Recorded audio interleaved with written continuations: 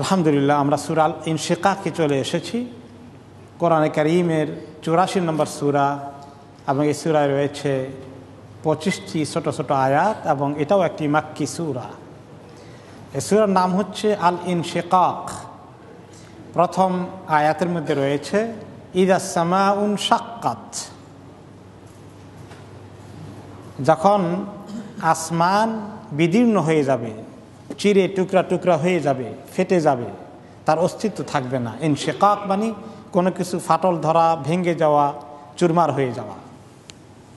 কিয়ামতের দিন এই আসমান এরকম আর থাকবে না, ভেঙে চুরমার হয়ে যাবে, খান খান হয়ে পড়ে যাবে, সেই কথা দিকে ইঙ্গিত করা হয়েছে। আর সেখান থেকে এই সূরার নাম হয়েছে ইনশিকাক। আর ওয়াআযিনাত লিরাব্বিহা ওয়া হুক্কাত, আল্লাহ তাআলা এজেন মানি অনুমতি দেওয়া। আল্লাহ তাআলা হুকুম করেছেন আসমানকে, কিয়ামতের দিন হুকুম করবেন এবং সে হুকুমকে আসমান মেনে নেবে। বলবে না যে কেন আমি ভাঙবো, কেন থাকি এভাবে, আমরা যেভাবে আল্লাহর হুকুম মানি না। আল্লাহ তাআলা বলেছেন মিথ্যা কথা বলবো না, আমি বলি নাউজুবিল্লাহ, গুনাহ করো না, আমি করেই যাচ্ছি, এরকম কোনো কাজ করবে না। বরঞ্চ ইস্তামাত ওয়া আতাআত আমরাহু, আল্লাহ তাআলার যে হুকুম করবেন তুমি তোমার অস্তিত্বকে শেষ করে দাও, হ্যাঁ, কিয়ামত হয়ে যাক, হুকুম সবাই কার্যকরী করবে। হুক্কাত আই হুক্কালাহা আন তুতিয়া আমরাহু, এবং আসমানের দায়িত্ব হয়ে যায়, জমিনের দায়িত্ব হয়ে যায়, চন্দ্র সূর্যের দায়িত্ব হয়ে যায়। আল্লাহ তাআলা যখন তাকে বলবেন যে এটা ঘটুক, সেই জন্য এটা ঘটতে সাহায্য করে, সেই জন্য কোঅপারেশন করে, সেই জন্য তার অস্তিত্বকে বিলীন হতে কোনো দ্বিধাবোধ না করে। এইভাবে এত বড় মাখলুক কিয়ামতের দিন আল্লাহর হুকুম মেনে ফেলবেন। আর আমরা ছোট কতটুকুন সাইজের মাখলুক, আমরা আল্লাহর হুকুম ঠিক মতো মানি না। এই জন্য আল্লাহ তাআলা বলছেন যে এত বড় মাখলুক আল্লাহর কথা শুনবে, আর শুনে তোমরা আল্লাহর কথা শোনো না, সেই কথা মনে করিয়ে দেওয়ার জন্য কিয়ামতের ঘটনা আল্লাহ তাআলা নিয়ে আসছেন। তো এভাবে আসমান জমি সব কিছু আল্লাহর কথা শুনবে এবং কিয়ামত সংগঠিত হবে। ওয়া ইদাল আরদু মুদ্দাত, এই জমিনকে প্রশস্ত করে দেওয়া হবে। মাদ, মাদ অর্থ কি? কোরআন শরীফ তাজবিদ পড়তে গিয়ে আমরা মাদ পড়ি, মদ, মাদ্দা লম্বা করা, প্রশস্ত করা, বড় করা, টেনে দেওয়া, টেনে লম্বা করা। কিয়ামত যখন সংগঠিত হয়ে যাবে তখন তো এই পাহাড় পর্বতগুলো কিচ্ছু থাকবে না, পুরো জমিন প্রশস্ত হয়ে অনেক বড় হয়ে যাবে।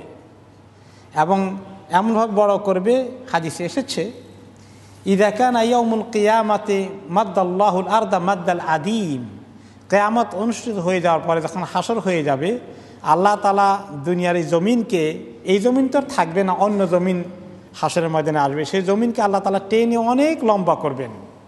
আমাদের এই জমিন থেকে অনেক বড় জমিন হয়ে যাবে। যেভাবে চামড়াকে টেনে লম্বা করা হয়, কাঁচা চামড়া যখন জমা করেন এটাকে ক্লিন করার জন্য, চামড়াকে লম্বা করে বিছাই দিলে আর টেনে টেনে আরও লম্বা করা যায়, ঠিক কি না? সংকুচিত হয়ে থাকে, ফোল্ডিং হয়ে থাকে, টেনে লম্বা করলে অনেক বড় হয়ে যায়। এরকম জমিনকে আল্লাহ তাআলা টেনে লম্বা করে দিবেন। হাত্তা লা ইয়াকুনা লিবাশারিন মিনান নাসি ইল্লা মাওদিআ কাদামাই, এত লম্বা জমিন করবেন আর সমস্ত মানুষের হাসর সেই জমিনের উপরে হবে। সেই জমিনের মধ্যে মানুষের জায়গা হবে না, বড় কষ্ট হবে, গিজগিজ করবে মানুষ। কোনো মানুষের জন্য তার পাও রাখার জায়গা ছাড়া অন্য কোনো জায়গা আর হবে না, এত লোক হাসরের ময়দানে জমা হবে। কি পরিমাণ লোক! আদম আলাইহিস সালামের জেনারেশন থেকে শুরু করে বর্তমান, এবং বর্তমান থেকে একেবারে কিয়ামতের আগ পর্যন্ত পৃথিবীতে কত মানুষ আসতে পারে, কে হিসাব করে বের করতে পারবেন? এত লোককে এক জায়গায় উঠানো সহজ কথা? অল্প জায়গায় হবে, মানুষ গায়ের সঙ্গে গায়ে লেগে শুধুমাত্র নিজের পা দুটা রাখা যাবে, আরামসে বসার কোনো জায়গা হবে না। এরকম কঠিন ময়দান হবে হাসরের ময়দান। সেই জমিনটা অবশ্য এরকম জমিন থাকবে না, ওই জমিনকে আল্লাহ তাআলা সব পরিবর্তন করে ফেলবেন। অন্য আয়াতে এসেছে ইয়াউমা তুবাদ্দালুল আরদু গায়রাল আরদ, এই জমিনকে পরিবর্তন করে দেওয়া হবে, এই জমিন থাকবে না, অন্য জমিন হয়ে যাবে। আর মানুষ কি হবে? সবাই জমা হয়ে যাবে ওয়াবারাজু লিল্লাহিল ওয়াহিদিল কাহ্হার, সমস্ত মানুষ হাজির হয়ে যাবে, জমা হয়ে যাবে ওয়াহিদ এক আল্লাহ, যিনি কাহ্হার, যিনি সব কিছুকে তার নিয়ন্ত্রণে নিয়ে এসেছেন। আজকে কাউকে কাউকে একটু নিয়ন্ত্রণের রশি ঢিলা করে দিয়েছেন, তাই না? তো ক্ষমতা পেয়ে খুব লাফালাফি করে। সেদিন লাফালাফি করবে কেউ না, সব একেবারে আন্ডার কন্ট্রোল। এখনও আন্ডার কন্ট্রোল, আল্লাহ তাআলার কন্ট্রোলেই আছে, কিন্তু একটু রশি ঢিলা করে দিয়ে আল্লাহ তাআলা একটু তামাশা দেখেন। কিন্তু সেদিন তামাশা দেখার কোনো সুযোগ দিবেন না, সবাইকে একদম কাহার করে ফেলবেন, সবাইকে একদম কন্ট্রোলে নিয়ে আসবেন। সেই দিনটার কঠিন পরিস্থিতি হবে। ওই দিনটায় যাওয়ার দিকে আমরা এগিয়ে যাচ্ছি, হাঁটি হাঁটি পা পা করে, এক কদম কদম করে আমরা আখিরাতের দিকে রওনা হয়ে যাচ্ছি, তাই না? আমাদের জীবন শেষ হয়ে যাচ্ছে, যেখানে আসছে এখান থেকে জীবন কমতেছে। বয়স বাড়ে, জীবন কমে, বয়স যত বাড়ে হায়াত তত কমে, কমে কমে আল্লাহর কাছে হাজিরা দেওয়ার জন্য রেডি হয়ে যাচ্ছে। সে কথা আল্লাহ তাআলা মনে করিয়ে দিচ্ছেন, ইয়া আইয়ুহাল ইনসানু ইন্নাকা কাদিহুন ইলা রাব্বিকা কাদহান ফামুলাকিহ। হে ইনসান, ইন্নাকা কাদিহুন, তুমি কাজকর্ম করে করে, পরিশ্রম করে করে, এক একটি দিন পার করে করে, ইলা রব্বিকা কাদহান, এসব কর্মতৎপরতা করে করে তোমার রবের দিকে আসছ। ফামুলাকিহ, আল্লাহ তাআলার সঙ্গে দেখা হবে তোমার, সেই দেখা হওয়ার সময়ের দিকে তুমি আসছ। কাদহুন আরবিতে মানে হচ্ছে আল আমাল ওয়াল কাসব। আমরা যত কাজকর্ম করি, যত কর্মতৎপরতা চালাই, জীবনের যত প্রত্যেকটি দিনকে অতিবাহিত করি কর্মব্যস্ততার মাধ্যমে, এইরকম করে করে, শক্ত পরিশ্রম করে করে আল্লাহ তাআলার কাছে আমরা আসছি। আমাদের প্রত্যেকটি দিন যায়, অনেকগুলো আমল জমা হয়ে যায়, এই আমলগুলো অ্যাড হতে থাকে। আমল তো দুই প্রকার, হাসানাত আর সাইয়্যাত। এই করে করে জমা করে করে আমল নিয়ে যাচ্ছি আল্লাহ তাআলার কাছে। একলা দেখা হবে না, আমল সহকারে দেখা হবে। এখন কোন আমল নিয়ে যাচ্ছি আর কোন আমল আমার হাতে নাতে আমল নামে দেওয়া হবে, হ্যাঁ, সে এখানে আরেকটি আয়াতে মিস করে ফেলেছি। ওয়াইদাল আরদু মুদ্দাতের পরে ওয়া আলকাত মা ফিহা ওয়া তাখাল্লাত, 4 নম্বর ছোট্ট আয়াতে মিস হয়ে গেছে। সেখানে বলা হয়েছে এই জমিন নিক্ষেপ করবে, তার মধ্যে যা আছে ওয়া তাখাল্লাত, এবং সেগুলোর থেকে সরে আসবে। তার মানে জমিন পেটের মধ্যে এখন আমাদেরকে গিলে ফেলছে। যখন মরে যায়, লাশ কোথায় যায়? জমিনের ভিতরে, জমিনের পেটে আমরা ঢুকি। আর কিয়ামতের পরে যখন হাসর হবে, জমিন উদ্গীরণ করে দিবে, পেট থেকে বের করে দিবে, আমরা আর জমিনের নিচে থাকবো না, তখন সারফেসের চলে আসবো, জমিনের উপরে উঠে যাব। ওয়াইদাল কুবুরু বুসিরাত, কবর ফেটে ভেসে উঠব। আলকাত মানি নিক্ষেপ করে বের করা, ওয়া তাখাল্লাত, এবং জমিন বের করে দিয়ে মুক্ত হয়ে যাবে, খালি করে ফেলবে, জমিনের ভিতরে আর থাকবে না। ওয়া আযিনাত লিরাব্বিহা ওয়া হুক্কাত, আবার রিপিট করা হয়েছে আয়াতটা, যে আল্লাহ তাআলা তাকে হুকুম করেছেন, সেই হুকুমকে শুনেছে, আমল করেছে, এবং তার শোনা উচিত, তার দায়িত্ব, তার আর কোনো অধিকার নাই, আল্লাহর হুকুমকে ডিলে করার কোনো অধিকার নাই। ইয়া আইয়ুহাল ইনসান, হে মানুষ, তুমি তোমার আল্লাহর দিকে আমল করে করে, পরিশ্রম করে করে এগিয়ে আসছ। যে ওখানে বলা হয়েছে জমিন নিক্ষেপ করে দেয়, কোনো কোনো আহলে সালাফে সালেহিনের কেউ কেউ বলেছেন, যদি প্রসব বেদনায় কষ্ট হয়, এটা বেশি করে পড়লে ও আলকাত মা ফিহা ও তাখাল্লাত, হয়তো প্রসব বেদনা ইজি হয়ে বাচ্চাটা তাড়াতাড়ি ডেলিভারি হয়ে যেতে পারে। তো এখানে অর্থের সঙ্গে কিছু মিল আছে, যে আলকাত মা ফিহা, তার পেটে যা আছে বের করে দিল, ও তাখাল্লাত, তার থেকে খালি হয়ে গেল। ওই জমিনের খালি হওয়া আর মায়ের পেটের খালি হওয়ার কথায় কিছু মিল আছে, কোরআনে কারীমের কথার কালামের আসর আছে, কাজেই it is not very unlikely ফায়দা হওয়ার সম্ভাবনা আছে। আর কোরআন তো শেফা, কোরআনের মধ্যে কোনো অবজেকশন নাই। কাজে আলকাত মা ফিহা ওয়া তাখাল্লাত, এটা বেশি করে যদি পড়ে ডেলিভারি ইজি হওয়ার কথাটা একদম অবাস্তব না। যদিও হাদিসে রাসূলুল্লাহ সাল্লাল্লাহু আলাইহি ওয়াসাল্লাম অবশ্যই রেকমেন্ড করেছেন আরেকটা জিনিস বেশি করে। ওনার কোন এক মেয়ের প্রসব বেদনা কষ্ট হচ্ছিল, যারা দায়ী পাশে আছে তারা বলে যে আপনার মেয়ের কষ্ট হচ্ছে ডেলিভারিতে, একটু দোয়া করেন, আল্লাহ তাআলা আসান করে দিক। তিনি তো তাই দোয়া করছেন, বললেন যে তোমরা যারা পাশে আসো বেশি করে আয়াতুল কুরসি পড়ো, আর 3 কুল পড়ো, পড়ে পড়ে ফু দাও, রেওয়ায়তে এভাবে আসছে। তো যারা পাশে থাকেন ডেলিভারির সময় এইগুলো পড়ে একটু তার চেহারা কপালে ফু দিলে ইনশাআল্লাহ আল্লাহ তাআলা ইজি করবে। আয়াতুল কুরসি এবং 3 কুল বেশি করে পড়া, আর ওয়াল কাত মাফি ও তাখাল্লাত অ্যাড করতে পারেন, নো অবজেকশন।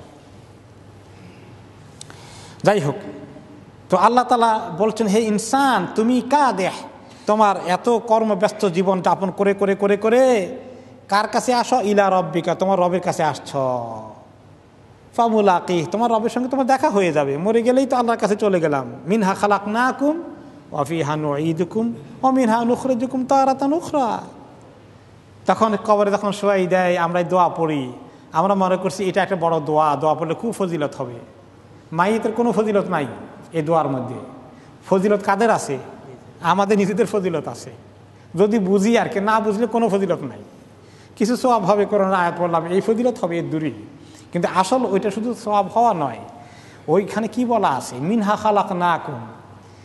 আল্লাহ তাআলা কোরআনে পাকে বলেছেন, হে বনি আদম, তোমাকে মাটি থেকেই পয়দা করেছিলাম। মিনহা খালাকনাকুম ওয়া ফিহা নুঈদুকুম, এই কবরে তোমাকে আবার আমি নিয়ে আসলাম, নিয়ে আসছি। হ্যাঁ, অমিনহা নুখরিজুকুম তারাতান উখরা, এই মাটি থেকে তোমাকে আবার দ্বিতীয়বার আমি উঠাবো। এখন মাইত যদি আমার আয়াতটা শুনে, আল্লাহ তাআলা তাকে শোনার তৌফিক দেন, তার এখন আর শিক্ষা নেওয়ার কোনো সুযোগ আছে? কাদের শিক্ষা নেওয়ার সুযোগ আছে? আমরা যারা কবরস্থানে যাই, মাইতকে শোয়াই, হাই রে, এই মাটি থেকে তো তৈরি করেছেন আল্লাহ তাআলা, এই মাটি আমাদের পার্মানেন্ট ঠিকানা হয়ে যাবে, এখানে আসতে হবে আমাকেও, এই মাইতকে শুয়ে যাচ্ছি, এখান থেকে আল্লাহর কাছে আবার উঠতে হবে, হিসাব দেওয়া লাগবে। যদি মাটি খেয়ে ফেলতো, আর কি করা যায়, মাটি খেয়ে বলছে শেষ সব কিছু, আর এত চিন্তা ছিল না, মাটি খেয়ে ফেললে শেষ হয়ে গেল না। অমিনহা নুখরিজুকুম তারাতান উখরা, এখান থেকে আবার উঠাবো, সেই কথা স্মরণ করে দেওয়া হচ্ছে। এবং উঠাই কি জন্য উঠাবেন? হিসাব নেওয়ার জন্য, আমল নামা দেওয়া হবে। কোন আমল নিয়ে যাচ্ছি? ফামুলাকিহ, তোমার আল্লাহর সঙ্গে দেখা হবে, এটা যেমন তাফসির এসেছে, অথবা তুমি আমল নামার সঙ্গে তোমার দেখা হবে। কিভাবে আমল নামা দেওয়া হবে? ফাআম্মা মান উতিয়া কিতাবাহু বিয়ামিনিহি ফাসাউফা ইউহাসাবু হিসাবান ইয়াসীরা, যাকে তার আমল নামা দেওয়া হবে ডান হাতে, তার হিসাবটা একদম সহজ করে দেওয়া হবে, তার হিসাবটা খুব সহজ হয়ে যাবে। নেককারের আমল নামা ডান হাতে ভদ্রভাবে দেওয়া হবে, আর তার সহজ হিসাব হয়ে যাবে। ওয়ায়ানকালিবু ইলা আহলিহি মাসরুরা, আর সে আমল নামা ডান হাতে পেয়ে, আর সেখানে দেখা আছে সব পাস, সে ফেল করেনি, জান্নাতের ফয়সালা হয়ে গেছে, এই খবর পেয়ে দৌড়ে চলে যাবে তার পরিবার পরিজন, আপনজন, আত্মীয় স্বজনের কাছে, দেখছো আমি ডান হাতে আমল নামা পেয়ে গেছি, আলহামদুলিল্লাহ আমি পাস হয়ে গেছি। কি খুশির খবর না? এই পাস, কোন পাস? হায় হায়, দুনিয়াতে সবগুলা স্টার পেয়ে গেলেও এত খুশি হওয়ার মতো নয়। এমন খুশির খবর, জান্নাতের খবর পাওয়া গেল, জাহান্নাম থেকে মুক্তির খবর পাওয়া গেছে আমল নামা ডান হাতে, মানে সেটারই ইন্ডিকেশন। কি সাংঘাতিক খবর! এই খবরটা আমাদের দরকার না? অবশ্যই দরকার। এই খবর পেয়ে সবাই খুশিতে বাগবাগ হয়ে তার নিজের লোককে দেখাবে। আর যে ব্যক্তি হিসাব ডান হাতে পাবে আমল, ইউহাসাবু হিসাবান ইয়াসীরা, তার হিসাবটা খুব সহজ হয়ে যাবে, হিসাব সহজ হয়ে যাবে। আয় সাহলান বিলা তাসির, আয় লা ইউহাক্কাকু আলাইহি জামিউ দাকায়েকে আমালিহি, তার খুঁটিনাটি অনেক জিনিস আল্লাহ তাআলা ইগনোর করে ফেলবেন। আল্লাহ তাআলা তাকে শুধু দেখাবেন। মা আয়েশা রাদিয়াল্লাহু তাআলা আনহা বললেন, একটা হাদিস একবার রাসূলুল্লাহ সাল্লাল্লাহু আলাইহি ওয়াসাল্লাম বলেছিলেন, মান নুকিশাল হিসাব উযিবা, অন্য রিওয়ায়াতে আসছে মান নুকিশা হুসিবা, যেই ব্যক্তির হিসাব নিকাশ ভালো করে কড়াই গন্ডায় হিসাব করা হবে, হিসাব চাওয়া হবে, সেই ব্যক্তিকে আযাব দেওয়া হবে, তার আযাব থেকে বাঁচার উপায় নাই। এখন আবার এই আয়াতে আছে, যেই ব্যক্তি নেককার হবে, নেক হাতে আমল নামা ডান হাতে আসবে, তার হিসাব সহজ হয়ে যাবে। এখন মা আয়েশা বললেন, ইয়া রাসূলুল্লাহ, আপনি বলছেন মান্নু কেশাল হিসাব উদ্দেবা, যে ব্যক্তির হিসাব ভালো করে কড়াই গন্ডা নেওয়া হবে সেই ব্যক্তিকে আযাব দেওয়া হবে, অথচ আল্লাহ তাআলা তো বললেন ফাসাউফা ইউহাসাবু হিসাবান ইয়াসীরা, যে কাউকে কাউকে আল্লাহ তাআলা সহজ হিসাব করে দিবেন যারা নেককার হবে। তো দুইটা কথার মধ্যে তো একটু সংঘর্ষ হয়ে গেল। তখন তিনি বললেন লাইসা যাকা বিল হিসাব, এখানে যে এই আয়াতে হিসাবান ইয়াসীরা বলা হয়েছে এটা জেনুইন হিসাব নেওয়া হবে না। ওয়ালাকিন্না যালিকাল আরদ, এটা শুধুমাত্র তার গুনাহগুলোকে আল্লাহ তাআলা দেখাবেন, এই যে দেখো কি কি গুনাহ করছিলা,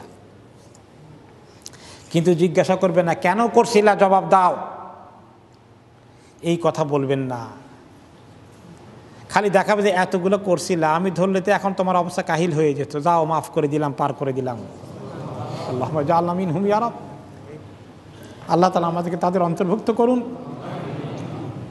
কিন্তু যাকে বলা হবে কেন করছিলা বলো, কেন এগুলো করেছিলা, তার উপায় নাই, তার উপায় নাই। কেন করেছিলা এইগুলো চার্জ করলে মানি শেষ, চার্জশিট দেওয়া হয়ে গেছে, এখন রায় হয়ে যাবে। চার্জ করতে এত মারাত্মক জিনিস, আল্লাহ তাআলা যেন আমাদেরকে চার্জ না করেন। তো এটা হচ্ছে তাকে চার্জ না করে শুধু দেখিয়ে ছেড়ে দেওয়া হবে। এই জন্য সে খুশি হয়ে যাবে যে আমার তো ধরাও পড়ে গেছিল, কিছু গুনাহ ছিল, ওইটা যখন আল্লাহ মাফ করে ছেড়ে দিবেন তখন তার খুশি আর দেখে কে? কারণ এর আগ পর্যন্ত সে ইয়ানাফসি করতেছিল, সে জানে কিছু গুনাহ তো আছে, এখন সে খুশি হয়ে গেল। ওয়ায়ানকালিবু ইলা আহলিহি মাসরুরা, তার পরিবারের কাছে সে দৌড় দিল, এই খুশির খবর নিয়ে খুশি হয়ে আনন্দের খবর তাদের কাছে পৌঁছিয়ে দিল।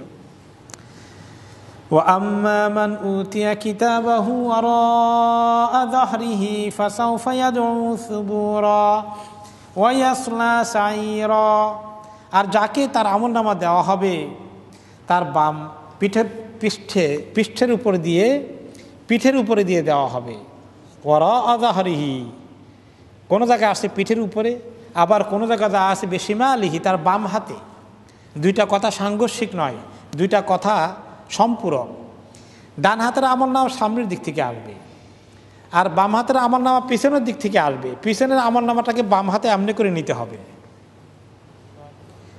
তো বাম হাতে আসা আর পেটের দিক থেকে আসা কথাটা পরিপূরক। যখন তার আমলনামা বাম হাতে আসবে তার মানে এটাই তার কাছে ক্লিয়ার ইন্ডিকেশন যে আজকে আমার উপায় নাই। ফাসাউফা ইয়াদউ সুবুরা, আমলনামা পেয়েই সেই সঙ্গে সঙ্গে সুবুরকে ডাকবে। সুবুর কি জিনিস? আল ওয়াইল ওয়াল হালাক ওয়াল মাউত। সে বলবে হায় রে, আমি বরবাদ হয়ে গেলাম, আমার মৌত হয়ে যাক, আমার মৌত হয়ে যাক। আমি হিসাব দেওয়ার আগেই, আযাব পাওয়ার আগে যদি আবার মরে আল্লাহ শেষ করে দেন, আমার বাঁচার দরকার নাই। ইয়া লাইতানি কুনতু তুরাবা, আফসোস করে বলবে হায় রে, আমি মাটি হয়ে যাই, মরে যাই, মিশে যাই। কিন্তু চাইলে কি মরে যাবে? কেউ যদি আত্মহত্যা করতে চায় আত্মহত্যা করতে পারবে? কোনো উপায় নাই, কিছুই করতে পারবে না। ওয়ায়াসলা সাইরা, তাকে জাহান্নামে জ্বলতেই হবে, জাহান্নামে তাকে যেতেই হবে। জাহান্নামে যারা যাবে তাদের আমলনামা বাম হাতে আসবে। তাদের দুনিয়ার জীবন কেমন ছিল? ইন্নাহু কানা ফি আহলিহি মাসরুরা, সে তার পরিবার পরিজনের মধ্যে, সংসারের মধ্যে খুব আনন্দ ফুর্তির মধ্যে দিনাতিপাত করেছে। জীবনে খাওয়া দাওয়া ফুর্তি করে বহু এনজয় করেছে খুব। ওয়ালা ইয়াখাফু মিম্মা আমামাহু আই ফারিহান লা ইফাক্কিরু ফিল আওয়াকিব, যে ব্যক্তি আখিরাতের ভয় করে না, তার আল্লাহর কাছে তওবা করা লাগে, কাঁদা লাগে, কোনো দুশ্চিন্তা আছে, খালি টাকা কামাও, এনজয় করো, ফুর্তি করো, ক্ষমতা দখল করো, মানুষকে নির্যাতন করো, আনন্দ ফুর্তি করো, বাস খাও দাও ফুর্তি করো, আখিরাতের কথা চিন্তাই করো না। এটা হলো তাদের স্লোগান। দুনিয়া তোমারি হায়, দুনিয়া কা মজা লে লো, ঠিক কিনা? এই স্লোগান নিয়ে তারা আসে, খুব স্লোগান করো, খাও দাও ফুর্তি করো, আখিরাতকে ভুলে যাও। এখন এই যে সামনে হিসাব দেওয়া লাগবে, মৌত আছে, কবর আছে, জাহান্নাম আছে, কোনো কিছুই চিন্তা করে নাই, খালি ফুর্তি, আনন্দ ফুর্তি করো। আল্লাহ তাআলা যারা মুমিন বান্দা হবে তারা আনন্দ ফুর্তির সীমা অনেক বেশি তাদের, তারা খুব সীমিত আনন্দ ফুর্তি করবে। মাঝে মধ্যে তারা একটু আনন্দ ফুর্তি করলেও আখিরাতের ভয় তাদেরকে সবসময় অকুপাই করে রাখবে। তারা কাঁদবে বেশি, হাসবে কম। আর যারা আখিরাতের ভয় নাই তারা হাসতে চাইবে বেশি, কাঁদবে কম, আল্লাহর কাছে কাঁদবে না তারা। এই জন্য মুমিনদেরকে আল্লাহ তাআলা কি বলেছেন, ফালিয়াদহাকু কালিলান ওয়ালিয়াবকু কাসীরা, তারা যেন বেশি করে কাঁদে। কার কাছে কাঁদবে? আল্লাহ তাআলার কাছে কাঁদবে। আর আনন্দ ফুর্তি হাসি ফুর্তি যেন কম করে, কমাইয়ে করে, ফুর্তি কম করতে হবে। এই জন্য মোমেন এই হাসি আনন্দ ফুর্তির দিকে বেশি যাবে না।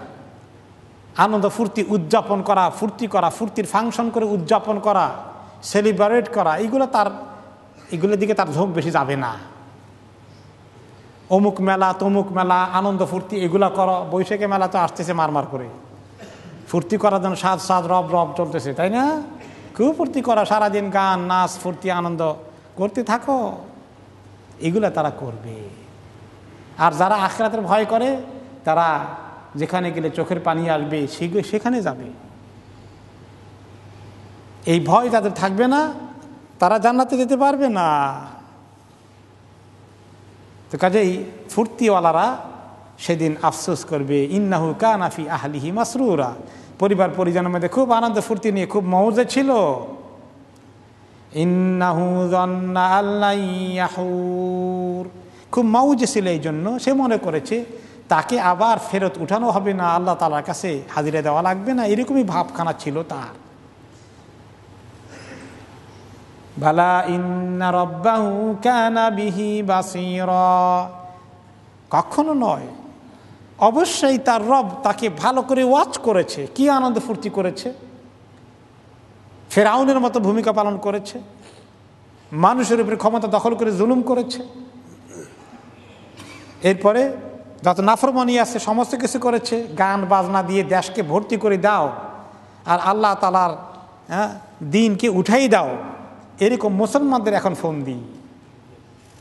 ক্ষমতা দখল করে দেশের মধ্যে খালি গান বাজনা ঢুকাই দাও, খালি গান বাজনা ঢুকাই দাও, স্কুল কলেজে সব জায়গায় খালি গান বাজনা এগুলো ঢুকাও, আর দিন ইসলামিক সিলেবাস উঠাই দাও, কোরআন তাফসির বন্ধ করে দাও, ইসলামী মাহফিল বন্ধ করে দাও, এগুলো করো। কারণ আল্লাহর সঙ্গে দেখা করা লাগবে, এরকম কোন হিসাব তাদের মাথায় আছে নাই।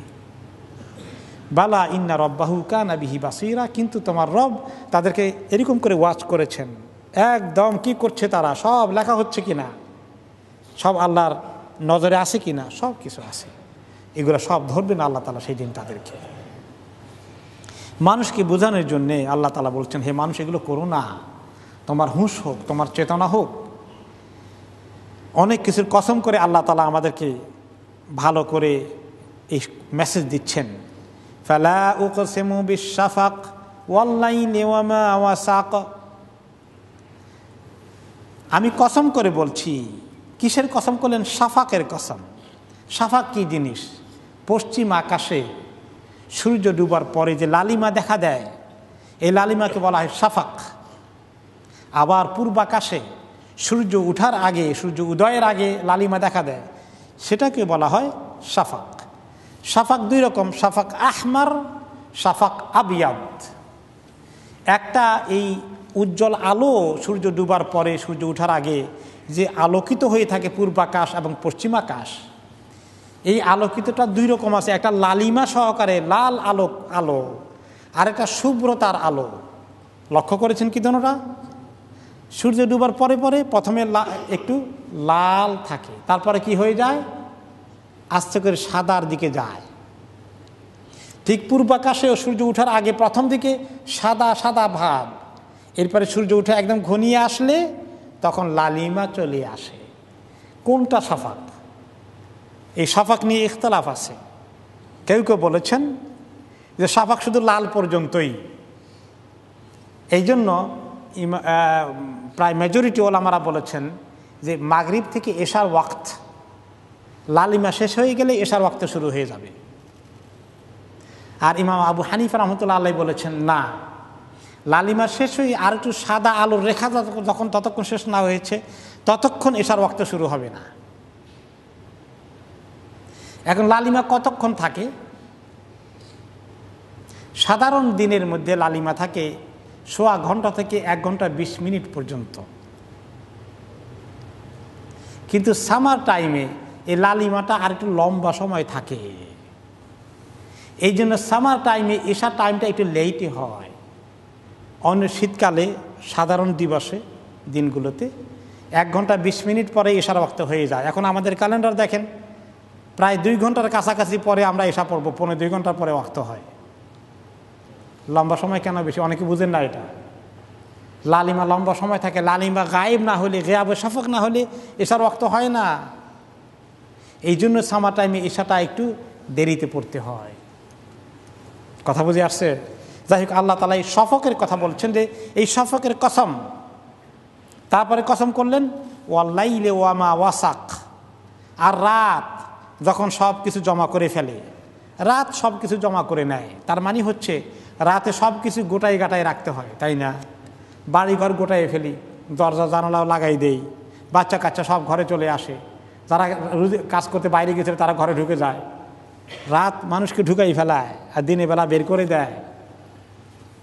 তো দুইটার কথাই আল্লাহ তাআলা বললেন এখানে। লালিমা দ্বারা দিনের আলোকেও বোঝানো হয়েছে। তো দিনের আলো, রাতের অন্ধকার, এই সব কিছু যিনি সৃষ্টি করেছেন, মানুষকে দিনের বেলায় কাজে কর্মে ব্যস্ত হতে দেন, রাতের বেলায় মানুষকে ঘরে নিয়ে আসেন, সেই আল্লাহ তাআলা যিনি সৃষ্টি করেছেন, সেই সৃষ্টির কসম করে তিনি বলছেন। আরও কসম বাকি আছে, ওয়াল কমারে ইদা তাসাক, আর চন্দ্র যখন পরিপূর্ণ হয়ে যায়, চন্দ্র যখন পরিপূর্ণ গোলাকার হয়ে যায়, পূর্ণতা লাভ করে, তখন চন্দ্রকে আমরা কি বলি? পূর্ণিমার চন্দ্র বলি, ঠিক কিনা?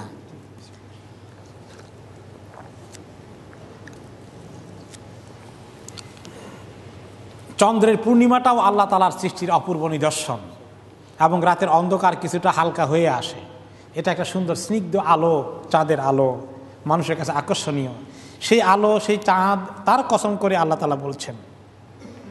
শফকের কসম বললেন, রাতের কসম করলেন, চন্দ্র যখন পূর্ণিমা গ্রহণ করে, পূর্ণিমার আকার লাভ করে, তার কসম করে বললেন।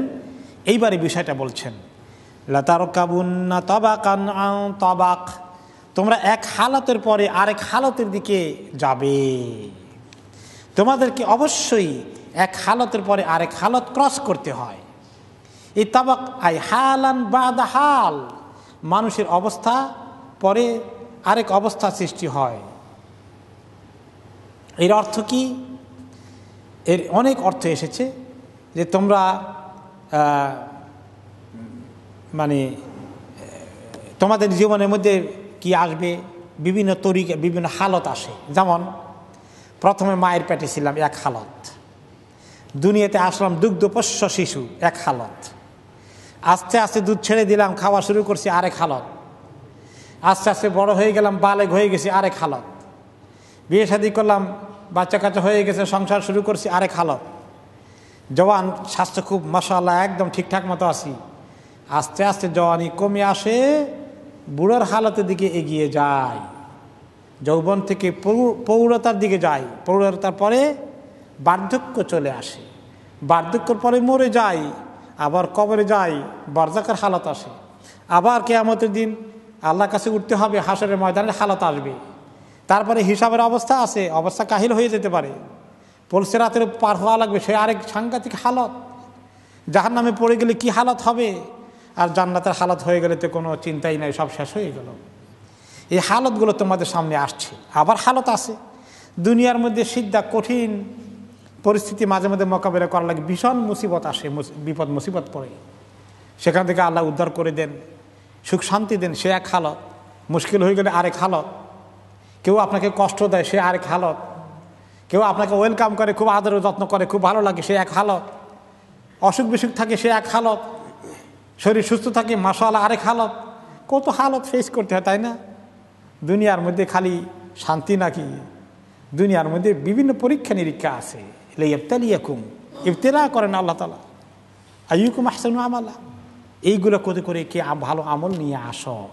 এসব হালত মোকাবিলা করে করে আল্লাহ তাআলার কাছে কিভাবে চলে আসবা। কোন কোন তাফসির এসেছে, আমাল আমান কাবলাকুম মানজিলান বাদা মানজিল, যে তোমরা হে উম্মত, তোমরাও অন্যান্য উম্মতের মতো, পূর্ববর্তী জমানা উম্মতদের মতো তোমাদের মধ্যে হালাতের চেঞ্জ হবে। তোমাদের মধ্যে ইসলাম ছেড়ে দিয়ে আস্তে আস্তে কমতে কমতে কমতে কমতে খারাপ হালত চলে আসবে। এমনকি তোমরা যদি অন্যান্য উম্মতদেরকে ফলো করা শুরু করে দাও, একটা একটা করে তাদের হালত আমার উম্মতের হালতের উপরে চলে আসবে। লাতার কাবান্না সুনানা মান কানা কাবলাকুম হাদু আল কাদরাতে বিল কাদরা, আমার উম্মতের লোকেরা একদম তাদের আগের তোমাদের পূর্ববর্তী নবীদের সকল কিছুকে একেবারে হুবহু তোমরা ফলো করা শুরু করে দেবা। হাত্তালাউ দাখালু জোহরা দব্বিনলা দাখাল তুমুহু, তারা কেউ যদি একটা গর্তে ঢুকে, জানোয়ারের গর্তে ঢুকে ওইটাই প্যাটার্ন স্টাইল হয়ে যায়, সেটার মধ্যে তোমরাও ঢুকবা। মানে তাদেরকে সকল কিছুতে তোমরা হুবহু অনুকরণ করবা অন্য জাতির লোকদেরকে। সাহাবায়ে কেরাম বললেন, কাদেরকে অনুসরণ করব? আমাদের উম্মতেরা অনুসরণ করবে ইয়া রাসূলুল্লাহ। আল ইয়াহুদ ওয়ান নাসারা, ইহুদি নাসারা যারা আগের উম্মতের নবীদের ফলোয়ার, তাদেরকে আমার উম্মতরা ফলো করবে, আপনার উম্মতরা ফলো করবে? ক্বালা ফামান, তিনি বললেন তাদেরকে ফলো না করলে আর কাদেরকে ফলো করবে? ইহুদি নাসারাকে উম্মতেরা ফলো করা শুরু করে দেবে। এখন উম্মতের প্যাটার্ন স্টাইল, চলাফেরা, কাপড় চোপড় সব কিছু ইহুদি নাসারাকে ফলো করার একটা তরিকা হয়ে গেছে।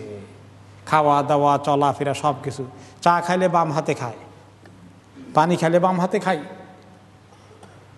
এইভাবে করে শুরু করে আমাদের অনেক কিছু। বার্থডে পালন করি তাদের মতো, ম্যারিজ ডে পালন করি, সব সেই সব সকল স্টাইল কপি করা শুরু করে দিয়েছি। আচার আচরণ, সভ্যতা, কালচার সব কিছু আমাদের যত তাড়াতাড়ি দিনকে ছেড়ে দিয়ে আধুনিক হতে চাই, আধুনিক মানে অন্য জাতিকে অনুসরণ করার প্রবণতা বেড়ে যাবে, সেই ভবিষ্যৎবাণী তিনি করে গেছেন। ইসলামী আদব, তাহজিব, কালচার, তামাদ্দুন এগুলোকে উম্মত ছেড়ে দেবে। এটাও হাল হিসাবে কোনো কোনো তাফসিরে এসেছে। এরপরে আল্লাহ তাআলা বলছেন, এই হালতগুলো অতিক্রম করে করে তোমরা আল্লাহ তাআলার কাছে আসবে। এই যে হালত নিয়ে আসছো, আমি এগুলো বললাম, কসম করে বলছি, ফামা লাহুম লা ইউমিনুন, আমি কসম করে বলার পরে বিশ্বাস করে না, কি হয়েছে তাদের?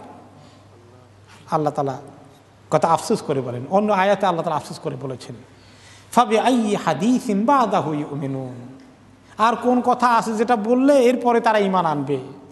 দেখছেন আল্লাহ তাআলা বান্দাদের ঈমানের প্রতি কীরকম আগ্রহ করে আছেন। মানুষ যে মিস করে ধ্বংসের দিকে চলে যায়, কিভাবে আল্লাহ তাআলা আফসোস করেন। ফাবি আইয়ি হাদিসিন বাদাহু ইউমিনুন, আর কোন কথা আছে এটা বললে তারা ঈমান আনবে? আমি কসম করে বলার পরেও তারা ঈমান আনে না, তাদের কি হয়েছে? ওয়া ইযা কুরিআ আলাইহিমুল কুরআনু লা ইয়াসজুদুন, কোরআন যখন তাদের উপর তেলাওয়াত করা হয় তারা সেজদা করে না। যেখানে সেজদার আয়াত আছে শোনার সঙ্গে সঙ্গেই এই জন্য সেজদা করতে হবে। একজনের প্রশ্ন করেছিলেন একবার এক ভাই, যে কোরআনে সেজদা করতে হয় কেন মাঝে মধ্যে সেজদার আয়াত আসলে? অর্থের মধ্যে কি বলে? অর্থের মধ্যে সেজদার কথা আছে। এখানে কি কথা বলা আছে? ওয়া ইযা কুরিআ আলাইহিমুল কুরআন লা ইয়াসজুদুন, যখন তাদের সামনে কোরআন তেলাওয়াত করা হয় তারা সেজদা করে না। কিন্তু আমরা এই আয়াত পড়লে কি করব? সেজদা করে ফেলবো। আলহামদুলিল্লাহ, আল্লাহ তাআলা চান এরকম আয়াতগুলো আসলেই সেজদা করে ফেলুক, এই জন্য করে ফেলতে হবে। সেজদা করা এটা মেনে নেওয়ার একটা লক্ষণ। তাৎক্ষণিকভাবে ইনস্ট্যান্টলি আল্লাহ তার সামনে মাথা নত করে মেনে নিলাম। আর গোটা ইসলামটাই ফুল সাবমিশন টু আল্লাহ। আল্লাহ তারা সকল হুকুমকে মেনে নেওয়া, আল্লাহ তাআলার সামনে আত্মসমর্পণ করা, কিন্তু পুরো কোরআনটা এইভাবে মেনে নিতে হয়। মাঝে মধ্যে ডাইরেক্টলি সেজদার আয়াত দিয়ে আল্লাহ তাআলা আমাদেরকে সেজদার টেন্ডেন্সি গ্রো করান। আল্লাহ তাআলার সামনে মাথা নত করাকে আমাদেরকে আল্লাহ তাআলা ট্রেনিং দেন, যাতে করে শুধু ফিজিক্যালি সেজদা নয়, সব কিছুই যেন আল্লাহর সামনে আমরা মাথা নত করে মেনে নেই। বালিল্লাযীনা কাফারু ইউকাযযিবুন, বরং যারা কাফের তারা এগুলাকে অস্বীকার করে মানতে, এগুলাকে তারা কখনো মানবে না, মানতে রাজি নয়। ওয়াল্লাহু আ'লামু বিমা ইউউন, আল্লাহ তাআলা ভালো করেই জানেন তারা কি, তাদের ইয়াকতুমুনা ফি সুদুরিহিম, তাদের অন্তরের মধ্যে কোন জিনিস লুকিয়ে রাখে, কি কারণে আল্লাহর সামনে মাথা নত করে না, ইসলামকে মেনে নেয় না, সাজদা করে না, আল্লাহর সামনে নিজেকে আত্মসমর্পণ করে না, নিজে তেরা হয়ে থাকে, নিজেকে নিজের জিদকে নিয়ে এগিয়ে যায়, নিজের আমিত্বকে কায়েম করতে চায়। এগুলো সব আল্লাহ তাআলা ভালো করে জানেন কার ভিতরে এরকম আমিত্ব এরকম বড়াই অহংকার গর্ব আছে, আল্লাহর সামনে মাথা নত করবে না, এগুলো আল্লাহ ভালো করে জানেন। ফাবাশশিরহুম বিআযাবিন আলীম, এই কোয়ালিটির লোকগুলোকে আপনি আযাবের সুসংবাদ দান করেন। আযাবের তো কোনো সুসংবাদ নয়, আযাবের খবর হচ্ছে দুঃসংবাদ, কিন্তু আল্লাহ তাআলা বলেন সুসংবাদ, উল্টাটা বলছেন, যাতে করে মানুষের জন্য এখানে মেসেজটা আরো কড়া হয়ে যায়। আল্লাহ তাআলা এই আযাবের খবর দেওয়ার জন্য তিনি বলছেন, এই জন্য যারা আজকে আল্লাহ তাআলার সঙ্গে বিদ্রোহ করে, নাফরমানি করে, সীমালঙ্ঘন করে, তাদের ব্যাপারে আল্লাহ তাআলা থ্রেট দিয়ে রেখেছেন, তাদের কঠিন পরিস্থিতি মোকাবিলা করতে হবে। ইল্লাল্লাযীনা আমানু ওয়া আমিলুস সালিহাতি লাহুম আজরুন গায়রু মামনুন, তবে যারা ঈমান এনেছেন, ঈমান এনেছে যারা, আর ঈমানের সঙ্গে সঙ্গে আমল করেছে, ইল্লাল্লাযীনা আমানু ওয়া আমিলুস সালিহাত, দুইটা পাশাপাশি আসে, না খালি শুধু ঈমান হলে চলবে। বহু মুসলমান ঈমানের দাবি করেন, ঈমানের সিট আছে, বেঈমান না, লা ইলাহা ইল্লাল্লাহু মুহাম্মাদুর রাসূলুল্লাহ কথাকে স্বীকার করে, এর দূর পর্যন্তই শেষ। নামাজও নাই, পর্দা পুশিদা নেই, হালাল হারামের কোনো তোয়াক্কা নেই, পারলে দিনের দুশ্মনী করে, আমলের মধ্যে কিছুই নেই, কিন্তু নিজে মুসলমান, মরে গেলে আমরা ইসলামী তরিকায় তাকে দাফন করে আসব, কিন্তু আল্লাহ তাআলার কাছে তার খবর আছে। আযাবে আলিম থেকে বাঁচতে পারবে না, আমল সালিহাত না থাকলে আযাব থেকে বাঁচা যাবে না। সূরা আসর এই জন্য আল্লাহ তাআলা বলেছেন সমস্ত মানুষ ধ্বংস ক্ষতিগ্রস্ত হবে, ইল্লাল্লাযীনা আমানু ওয়া আমিলুস সালিহাত তাওয়াসাউ বিল হাক্কি তাওয়াসাউ বিস সাবরের কথাও এসেছে। সেটা আমল সালিহাতেরই এক্সটেনশন, ব্রেকডাউন। কাজেই আমল সালিহাত, আমল ছাড়া মানুষের বাঁচার কোনো উপায় নেই। ঈমান লাগবে আর আমলে সবসময় অ্যাক্টিভ থাকা লাগবে। আমলের মধ্যে নামাজ, আমলের মধ্যে পর্দা, আমলের মধ্যে হালাল হারাম, আমলের মধ্যে আখলাক মুআমালাত লেনদেন, আমলের মধ্যে মানুষের সঙ্গে সম্পর্ক, আমলের মধ্যে মানুষকে কষ্ট না দেওয়া, ভালো চরিত্রের অধিকারী হওয়া, সব কিছু মিলে আমল। এই সুন্দর আমল তৈরি করে যেতে হবে, তাহলে তাদের জন্য আযাব নাই, তাদেরকে আল্লাহ আযাব থেকে রেহাই দেবেন। বরঞ্চ তাদের জন্য কি রেখেছেন তিনি? লাহুম আজরুন গায়রু মামনুন, তাদের জন্য আজর রয়েছে, পুরস্কার আখিরাতের মধ্যে। গায়রে মামনুন আই গায়রে মানকুস ওয়ালা মাকতু, তাদের আমলটা কমানো হবে না, আমলটাকে কেটে দেওয়া হবে না, আমলটা ফরএভার একদম, তাদের এই পুরস্কার আজরটা হবে একদম পরিপূর্ণ, দায়ম এবং কায়েম কিয়ামত পর্যন্ত। এখানে কোনো ঘাটতি টাটতি হবে না, যেই পুরস্কারের কোনো শেষ নেই, সেই অফুরন্ত নিয়ামত তাদেরকে দেওয়া হবে। আল্লাহ তাআলা পরিষ্কার করে মেসেজ দিয়েছেন এই সূরা ইনশিকাকের মধ্যে, যে মানুষকে আমল করে করে কাদেহুন ইলা রাব্বিকা কাদহান, আমল করে করে করে আল্লাহর সঙ্গে দেখা হয়ে যাবে একদিন। আমল আমরা করে যাচ্ছি, যাই যে আমলই করি না কেন আমল হচ্ছে। কেউ যদি আমল না করে শুয়ে থাকে সেটাও আমল হচ্ছে, তাই না? নেকির আমল যেমন হচ্ছে, গুনার আমল যেমন হচ্ছে, শুয়ে থাকলেও আমল হচ্ছে। কি আমল হচ্ছে? শুয়ে শুয়ে নামাজ কাজা করতেছেন, ওটাও আমল। দিন পার করে দিচ্ছি, রাত পার করে দিচ্ছি, সব আমল লেখা হচ্ছে। ফেরেশতারা কি আমরা ঘুমিয়ে গেলে রেস্ট নেন নাকি? ওনারা ওনাদের কাজ করেই যান। ঘুমিয়ে গেলে সেখানে আমল হয়, হ্যাঁ সেখানে আমল আছে। ঘুমের আগে আমল করে নেক আমল করলাম, তারপরে ঘুমালাম, উঠে নেক আমল করলাম, ঘুমটাও নেক আমলের মধ্যে পরিগণিত হয়ে যাবে। যে ব্যক্তি এশার নামাজ জামাতে পড়ে, ফজর নামাজ জামাতে পড়ে, আর মাঝখানে সারা রাত ঘুমালো, পুরো ঘুমের টাইমকে আল্লাহ তাআলা নামাজের হালাতে লিখে দিবেন। ইয়াস, তাহলে ঘুমটাও তো আমল। আর যে ব্যক্তি ঘুমের আগে পরে গুনার কাম করলো, গুনার চিন্তা নিয়ে ঘুমালো, গুনার চিন্তা নিয়ে উঠলো, নামাজ কাজা করলো, নামাজ পড়লো না, সেই ব্যক্তির ঘুমটাও আযাবের মধ্যেই, খারাপ আমলের মধ্যে লেখা হয়ে যাবে। এইভাবে করে আমরা আল্লাহ তাআলার কাছে দুইটি ঠিকানা দিকে চলে যাচ্ছি। সর্বশেষ কি সুন্দর ঠিকানা দিয়ে আল্লাহ তাআলা কনক্লুড করলেন যে জান্নাতের ঠিকানায় পাওয়ার জন্য তুমি আমল করে করে আসো। আমালু অকুলি আমালু, বলেন যে আমল করো, আমল করো, আর কোনো কিছু নাজাত দিবে না, আমল করতে হবে। হে ফাতেমা আমার মেয়ে, তুমি আমল করো, আমল না করলে নাজাত পাবো না। হে আব্বাস আমার চাচা আমল করেন, আমল না করলে আপনি মুক্ত হতে পারবেন না। নবী মুহাম্মদের চাচা বলে পার হয়ে যাওয়ার উপায় নাই। হ্যাঁ, নবী মুহাম্মদের মেয়ে বলে মা ফাতেমার পার হয়ে যাওয়ার উপায় নাই। কি লাগবে? আমল লাগবে। এই আমল করার জন্য আমাদেরকে তৈরি হওয়া লাগবে। আমলে কোনো গাফলতি করা যাবে না। আল্লাহ রাব্বুল আলামিন আমাদেরকে সুন্দর ঈমান এবং আমলি জিন্দেগি নসিব করুন। আমিন। আলহামদুলিল্লাহি রাব্বিল আলামিন ওয়া আকিবাতুল মুত্তাকিন والصلاة والسلام على أشرف الأنبياء سيد المرسلين وعلى آله وصحبه أجمعين. اللهم آتنا في الدنيا حسنة وفي الآخرة حسنة وقنا عذاب النار. اللهم إنا نسألك رضاك والجنة ونعوذ بك من سخطك والنار. اللهم حاسبنا حسابا يسيرا. اللهم حاسبنا حسابا يسيرا.